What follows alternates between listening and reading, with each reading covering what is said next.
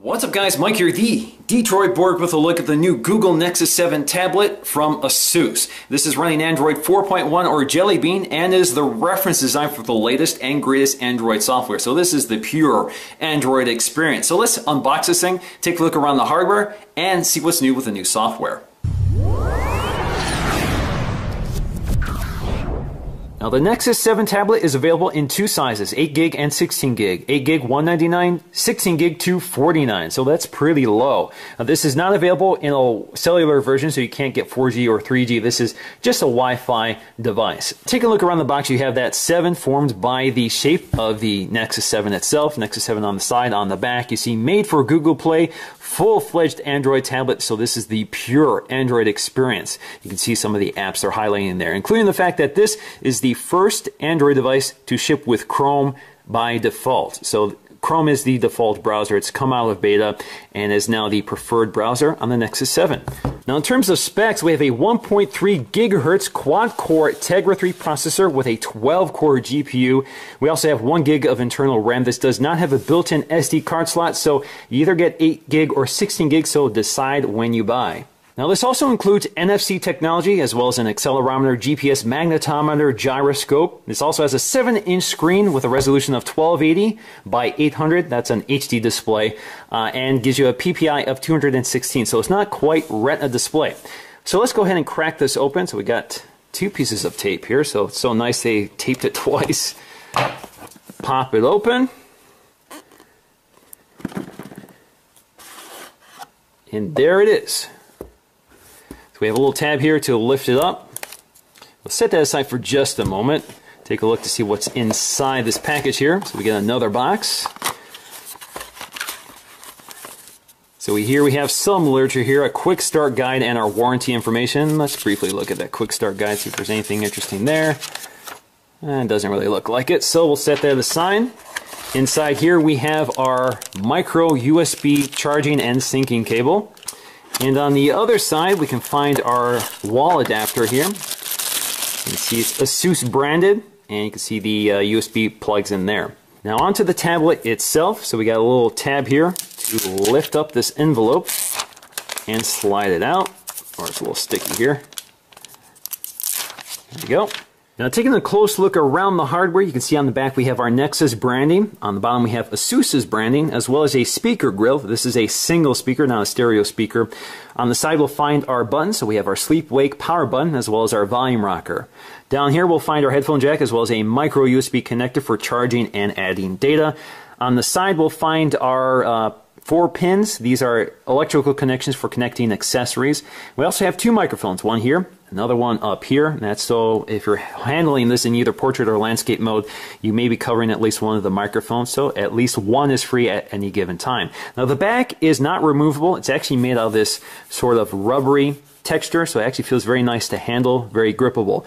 If you look very closely, it actually has these kind of perforations, which actually remind me of maybe a golf ball or the perforations on a leather seat.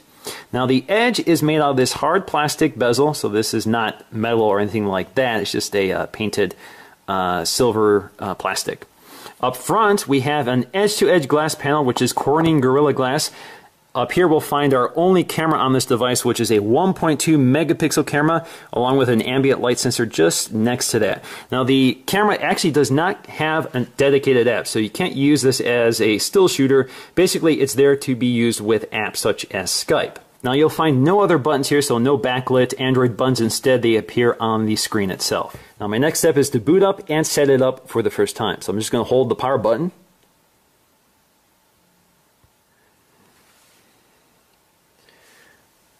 Okay, alright, so we have our welcome screen and we can select our language. It knows I'm in the United States, so let's click play. We're going to select my Wi-Fi, so that's my time capsule. I just need to enter in my password. Hi, Detroit Borg, enter your password for mikekukelka@gmail.com. So now it's signing into my Google account, so it should be able to transfer all my account information such as calendaring, address book, bookmarks, that sort of thing. So now it's going to ask me if I want to back up and restore from my existing Google account. For now, I don't want to do that. I want to show you the stock interface. And yes, I would like to use Google Location Services. Just a sec. Setup is complete, and let's move on. Now once you've activated your Nexus 7, Google will deposit $25 in your Google Play account. So you can start spending it on apps, books, movies, music, magazines, and everything else available in the Play Store. Now, taking a look through the software, starting with the lock screen. On the lock screen, you can swipe this icon left, right, or down to unlock the device, or you can swipe up to get right to Google search. What's the weather like in San Francisco? It's 69 degrees and clear in San Francisco. Here's the forecast for the next few days. Okay, so we get that new enhanced voice search as well as Google Now. So if we go back here, we can take a look at Google Now. Google Now is essentially an aggregator of information based on your search history, location, account information.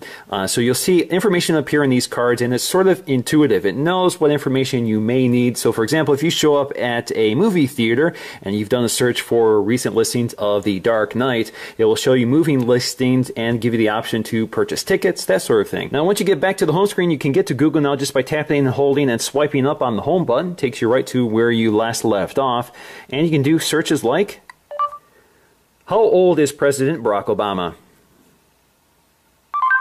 Barack Obama is 50 years old. How tall is Mount Everest? Mount Everest is 29,029 feet tall.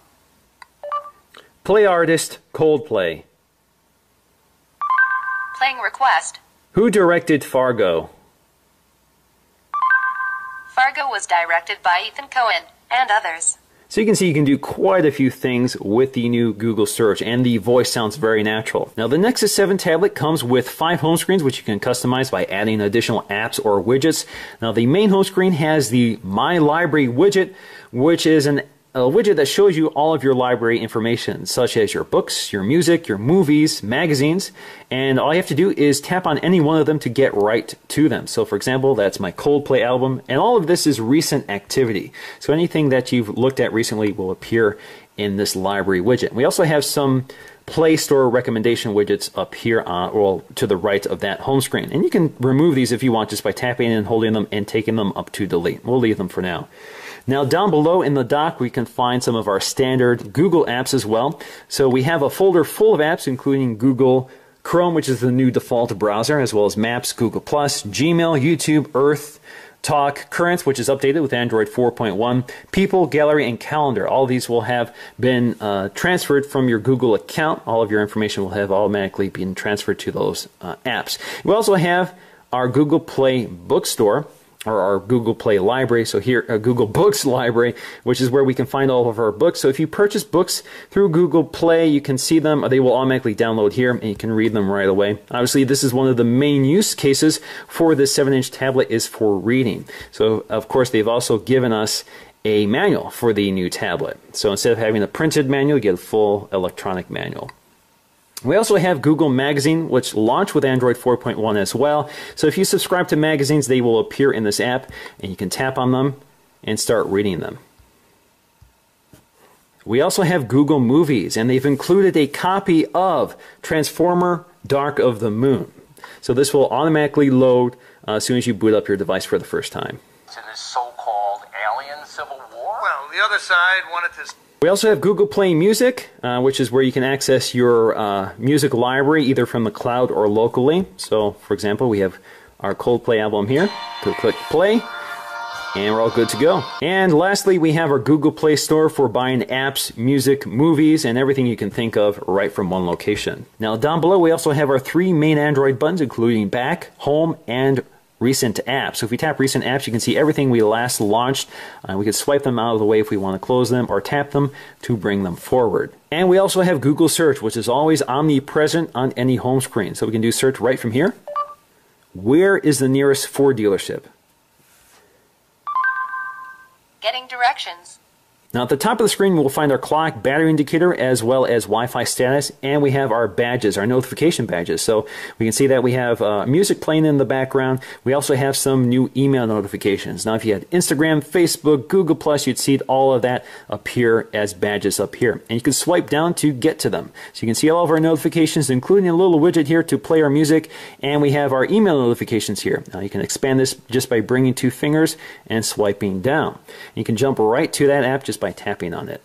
Now the drop-down menu also has a screen lock rotation toggle here, so if you don't want the screen to automatically reposition from portrait to landscape mode, so for example if you're reading a book and you don't want it to go to landscape mode when you lie on your side, that's one way of quickly locking the rotation. You also have quick access to your settings. If you drop down here, you can also see you can clear out all of your notifications. Now in order to see all of our apps, all we have to do is tap the app drawer and we can see all of them. Now you can see the standard suite of Google apps, many of which are already on the home screens. Some of them that are not on the home screens include Google Wallet, which is part of the NFC technology built into the back of this device. So NFC works with proximity. So if you have an NFC payment device or another device that uses NFC to transfer information, basically you bring them close to this area and it transfers the information securely. So that's great for payment.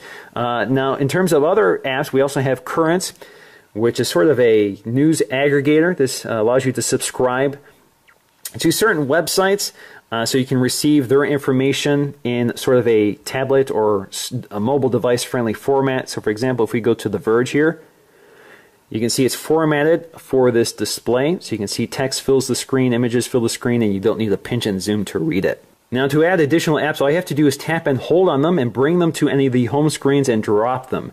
Now one of the great things about Android 4.1 is things will now get out of the way if you want to drop them on your home screen. They used to have to move them around in order for them to fit on. Now you can also drag and drop them up to remove to delete them. This also works with widgets. So for example, we can drop our, let's see, calendaring widget here. We can drop it right here. And you can see it resizes to fit between these two widgets. Now you can also resize them by tapping and holding them and dragging them around. If you don't want them, just tap and hold them and take them up to remove. Now the other big change with Android 4.1 is under the hood, which is called Project Butter, which is designed essentially to speed up the perceptual performance of Android 4.1 so you get higher frame rates, so transitions are much smoother. Touch events are much more accurate, so you get better touch screen sensitivity. Basically, the whole system now prioritizes, or better prioritizes, rendering of images on the screen. So definitely it feels a lot quicker and a lot smoother. Now one of the interesting things here is that the home screens do not have landscape mode, so you can't rotate this into landscape mode, but certain apps certainly do work in landscape mode, obviously such as the movie app, and you can see that the icons will reposition themselves to the corresponding location. Now Project Butter also shows itself when you're rotating the device around, so you can see the transitions from landscape to portrait mode are pretty smooth and pretty quick. Now, like the iPad, the Nexus 7 also has a magnet which interacts with smart covers. So I have a magnet here which we can test out. So if you wave in the right spot, you can see it turns it off or wakes it up. This is a really strong magnet, so I don't even have to touch the device for it to work. But you get the idea. There are third-party cases out there right now which you can purchase on Amazon which work with that feature, and I will have one for review in the future video. Android 4.1 also brings predictive text, so it's able to predict what the next word might be. So for example, if I were to type it predicted that a dark and stormy night. So it's able to predict some text so you spend less time poking away at the keyboard. Android 4.1 also has offline voice-to-text dictation. I've turned off my Wi-Fi and you can go ahead and speak. It was a dark and stormy night, period. Now just to give you some perspective on the size of the Nexus 7 versus the iPad. Obviously the iPad is a near 10-inch device, so it's quite a bit larger than the 7-inch tablet. So the 7-inch tablet is ideal for portability. Certainly better than an iPad in terms of carrying this around. You can actually fit this in a pocket if you have a really large pocket, or inside a coat pocket. This is better suited for reading books because it's lighter weight and can be held in one hand pretty comfortably. Now in terms of battery performance, this does have a 4,325 milliamp battery, which is good for about 9 hours of video playback, or 10 hours of web browsing, or 10 hours of e-reading, or 300 hours on standby. Now in conclusion, I'm very impressed by the Nexus 7 tablet, especially at $199. You get some impressive internal specs and a nice, sharp, high-quality screen. Now combine that with the smoothness of Android 4.1 and killer features from Google, such as Google Now and the new and improved voice search, and you have the best 7-inch tablet money can buy right now. So that's going to do for me, guys, in this video. Thanks for watching, and I'll see you again in the next one.